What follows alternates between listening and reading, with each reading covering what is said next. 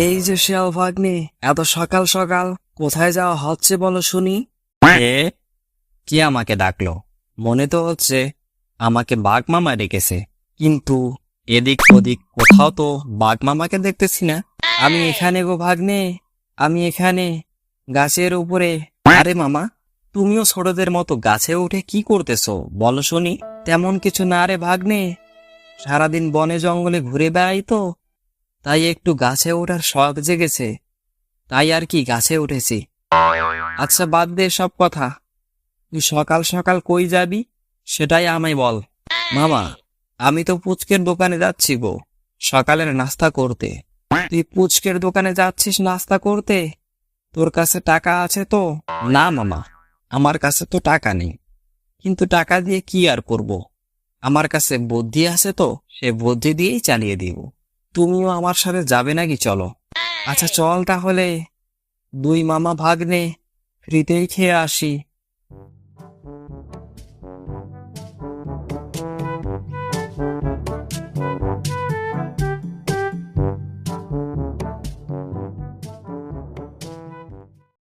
সেই কখন থেকে বসে আছি, আজ একটা কাস্টমারও এখন পর্যন্ত আসলো না।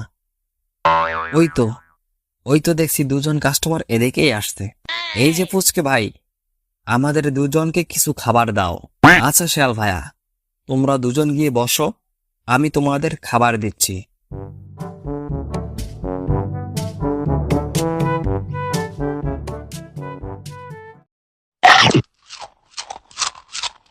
আচ্ছা পুচকে ভাই, আমাদের দুজনের কত বিল হয়েছে? বেশি না শিয়াল ভাইয়া, 500 টাকা বিল হয়েছে আপনাদের।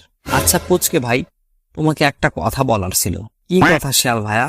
কথাটা হচ্ছে কি, আজ সকালে আমি একটা সোনার হার করে পেয়েছি। হারটা আমি এখনো বাজারে বিক্রি করিনি, তাই আমার কাছে এখন টাকা নেই। আজ সন্ধ্যাবেলায় সোনার হারটা বাজারে বিক্রি করে তোমাকে তোমার বিলটা দিয়ে দিব। আচ্ছা শিয়াল ভাইয়া, তুমি তাহলে সন্ধ্যাবেলায় আমার বিলটা দিও। আচ্ছা ঠিক আছে, আমরা এখন যাই।